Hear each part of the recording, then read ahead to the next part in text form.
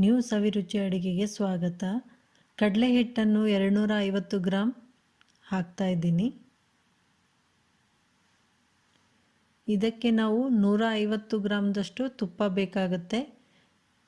ಸ್ವಲ್ಪ ಸ್ವಲ್ಪ ತುಪ್ಪನ ನೋಡಿ ಕಡಲೆ ಹಿಟ್ಟಿಗೆ ಬೆರೆಸ್ತಾ ಹೋಗಬೇಕು.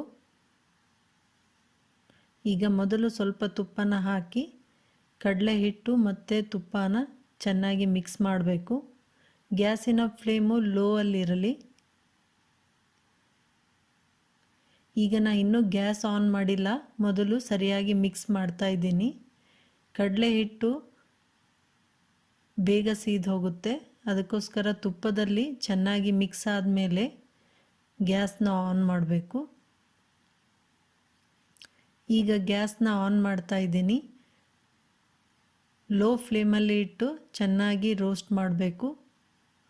ತುಪ್ಪ ಸ್ಲೋ ಆಗಿ ಮೆಲ್ಟ್ ಆಗ್ತಾ ಇದೆ. ಮೆಲ್ಟ್ ಆಗಿ ಹಿಟ್ಟಿನೊಂದಿಗೆ ಚೆನ್ನಾಗಿ ಬೆರೆತ್ಕೋಬೇಕು. ನೀವು ಬೇಕಂದರೆ ತುಪ್ಪನ ಮೆಲ್ಟ್ ಮಾಡಿನೂ ಹಾಕ್ಬೋದು, ಆಗ ಹಿಟ್ಟೊಂದಿಗೆ ಬೇಗನೆ ಹೊಂದ್ಕೊಳ್ಳುತ್ತೆ.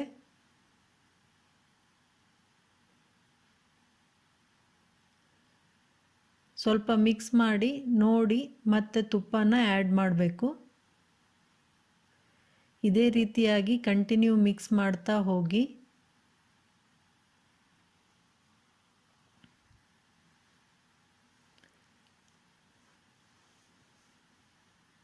ಮಿಕ್ಸ್ ಮಾಡ್ತಾ ರೋಸ್ಟ್ ಮಾಡಬೇಕು, ಇಲ್ಲಾಂದರೆ ಹಿಟ್ಟು ಸೀದೋಗುತ್ತೆ.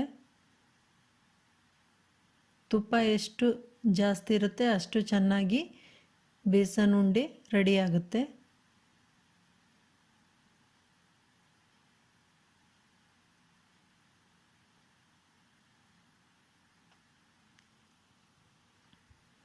ಈಗ ತುಪ್ಪದಲ್ಲಿ ಮಿಕ್ಸ್ ಆಗಿದೆ ಕಡಲೆ ಹಿಟ್ಟು. ರೋಸ್ಟ್ ಮಾಡ್ತಾ ಇರಬೇಕು. ನಮಗೆ ಇನ್ನೂ ಸ್ವಲ್ಪ ತುಪ್ಪ ಹಾಕಬೇಕು.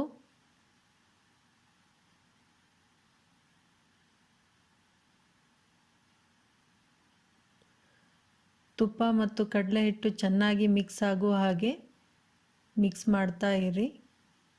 ಲೋ ಫ್ಲೇಮಲ್ಲಿ ಮಾಡಿ, ಅಂದರೆ ಹಿಟ್ಟು ಚೆನ್ನಾಗಿ ರೋಸ್ಟ್ ಆಗುತ್ತೆ.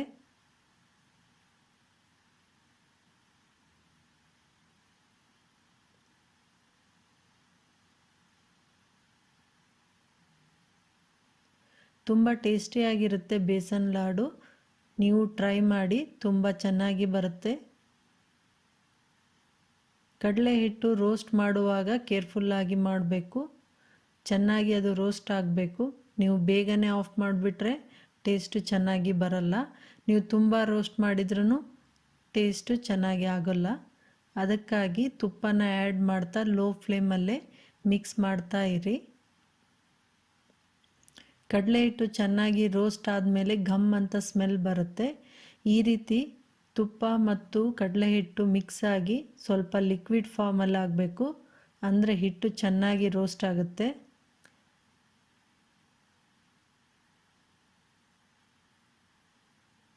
ಲೋ ಫ್ಲೇಮಲ್ಲಿ ಮಾಡೋದರಿಂದ ಒಂದು 25ರಿಂದ 30 ನಿಮಿಷ ಬೇಕಾಗುತ್ತೆ.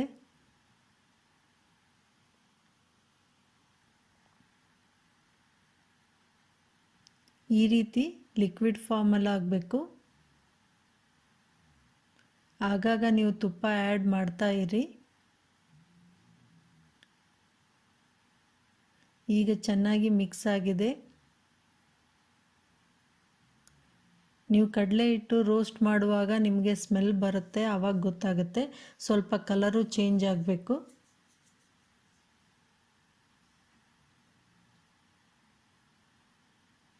ಎಲ್ಲೋಯಿಂದ ಸ್ವಲ್ಪ ರೆಡಿಶ್ ಆಗಬೇಕದು. ಅಲ್ಲಿವರೆಗೆ ಚೆನ್ನಾಗಿ ರೋಸ್ಟ್ ಮಾಡಿ. ಈಗ ಗ್ಯಾಸ್ನ ಆಫ್ ಮಾಡಿದ್ದೇನೆ. 5 ಸ್ಪೂನಷ್ಟು ಮಿಲ್ಕ್ನ ಕಾದಾರಿದ್ದು ನಾರ್ಮಲ್ ಮಿಲ್ಕ್ನ ತೆಗೆದುಕೊಂಡು ಸ್ವಲ್ಪ ಸ್ವಲ್ಪ ಹಾಕಿ ಮಿಕ್ಸ್ ಮಾಡಿ. ಈ ರೀತಿ ಎಲ್ಲ ಪಳ್ಳಾಗುತ್ತೆ ಅದು. ಗ್ಯಾಸ್ನ ಆಫ್ ಮಾಡೇ ಹಾಕಬೇಕು. ಸ್ವಲ್ಪ ಸ್ವಲ್ಪ ಹಾಕಿ ಚೆನ್ನಾಗಿ ಮಿಕ್ಸ್ ಮಾಡಿ. ಇದರಿಂದ ತುಂಬ ಸಾಫ್ಟಾಗಿ ಬರುತ್ತೆ ಬೇಸನ್ ಲಾಡು.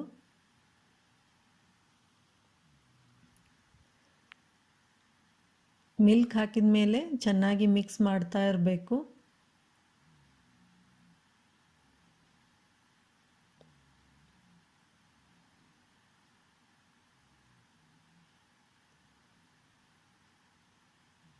ಈ ರೀತಿ ಚೆನ್ನಾಗಿ ಮಿಕ್ಸ್ ಆದಮೇಲೆ ಸಕ್ಕರೆ ಪೌಡರ್ನ ಹಾಕ್ತಾ ಇದ್ದೀನಿ.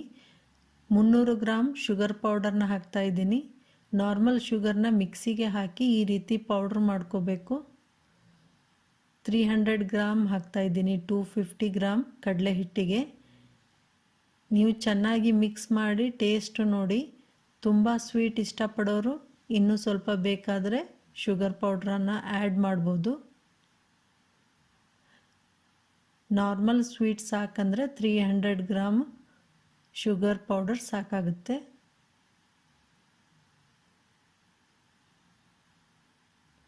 ಇದನ್ನು ಚೆನ್ನಾಗಿ ಮಿಕ್ಸ್ ಮಾಡಿ ಆರಲು ಬಿಡಿ. ಆರಿದ ನಂತರ ಇದಕ್ಕೆ ನಾವು ಏಲಕ್ಕಿಯನ್ನು ಶುಗರಲ್ಲೇ ಹಾಕಿ ನಾನು ಪೌಡ್ರ್ ಮಾಡಿದ್ದೇನೆ. ಅಂದರೆ ನೈಸಾಗಿ ಪೌಡ್ರ್ ಆಗುತ್ತೆ. ಅದನ್ನು 1-2 ಸ್ಪೂನ್ ಹಾಕಿ ನಂತರ ಚೆನ್ನಾಗಿ ಮಿಕ್ಸ್ ಮಾಡಬೇಕು.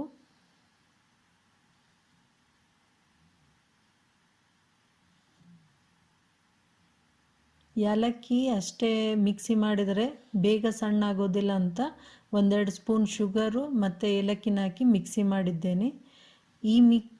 ಈ ಮಿಶ್ರಣವನ್ನು ಮಿಕ್ಸಿಗೆ ಒಂದು 3-4 ಸ್ಪೂನಷ್ಟು ಹಾಕಿ ಸ್ವಲ್ಪ ಸ್ವಲ್ಪ ಹಾಕಿ ಬ್ಯಾಚ್ ವೈಸಲ್ಲಿ 1-2 ಸುತ್ತು ಟರ್ನ್ ಮಾಡಬೇಕು. ಆಗ ಶುಗರು ಮತ್ತು ಕಡಲೆ ಹಿಟ್ಟು ಚೆನ್ನಾಗಿ ಮಿಕ್ಸ್ ಆಗುತ್ತೆ. ಈ ರೀತಿ 1-2 ಸುತ್ತು ತಿರುಗಿಸಿದ ನಂತರ ಚೆನ್ನಾಗಿ ಮಿಕ್ಸ್ ಆಗಿದೆ. ಈಗ ಶುಗರು ಮತ್ತು ಕಡಲೆ ಹಿಟ್ಟು ಉಂಡೆ ಕಟ್ಟಲು ತುಂಬ ಈಸಿ ಆಗುತ್ತೆ. ಇದರಿಂದ ನಾವು ಲಾಡುವನ್ನು ಈಸಿಯಾಗಿ ಮಾಡ್ಬೋದು ಮತ್ತು ತುಂಬ ಸಾಫ್ಟಾಗಿ ಲಾಡು ರೆಡಿ ಆಗುತ್ತೆ. ಎಲ್ಲ ಹಿಟ್ಟನ್ನು ಬ್ಯಾಚ್ ವೈಸ್ ಆಗಿ 1-2 ಸುತ್ತು ಮಿಕ್ಸಿಯಲ್ಲಿ ಮಾಡಿದ ನಂತರ ಅದನ್ನು ಈ ರೀತಿಯಾಗಿ ಒಂದು ಪ್ಲೇಟಿನಲ್ಲಿ ಹಾಕಿ ಚೆನ್ನಾಗಿ ಮಿಕ್ಸ್ ಮಾಡಿ. ನಿಮಗೆ ಯಾವ ಸೈಜ್ ಲಾಡು ಬೇಕು ಅಷ್ಟು ಹಿಟ್ಟನ್ನು ತೆಗೆದುಕೊಂಡು ಲಾಡುನ ಕಟ್ಟಬೇಕು.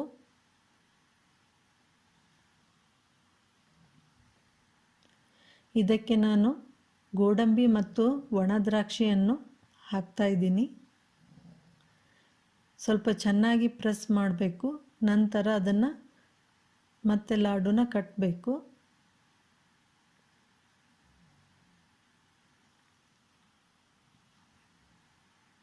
ಈ ರೀತಿಯಾಗಿ ಸಾಫ್ಟಾಗಿ ಮತ್ತು ಟೇಸ್ಟಿಯಾದ ಬೇಸನ್ ಲಾಡು ರೆಡಿಯಾಗಿದೆ. ಇದೇ ರೀತಿ ಎಲ್ಲ ಲಾಡುವನ್ನು ಕಟ್ಕೋಬೇಕು. ಯಾವ ಸೈಜ್ ನಿಮಗೆ ಬೇಕೋ ಅಷ್ಟು ಹಿಟ್ಟನ್ನು ತೆಗೆದುಕೊಂಡು ಲಾಡುನ ರೆಡಿ ಮಾಡಿ.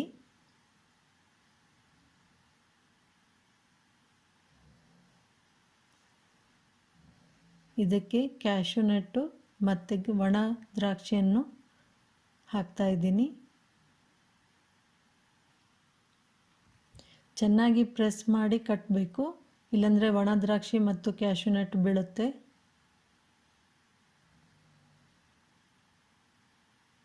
ಈ ರೀತಿಯಾಗಿ ಸಾಫ್ಟಾಗಿ ಮತ್ತು ಟೇಸ್ಟಿಯಾದ ಬೇಸನ್ ಲಾಡು ರೆಡಿಯಾಗಿದೆ. ನೀವು ಮಾಡಿ ನೋಡಿ ಹೇಗಿತ್ತು ಅಂತ ಕಮೆಂಟ್ ಮಾಡಿ. Thank you for watching.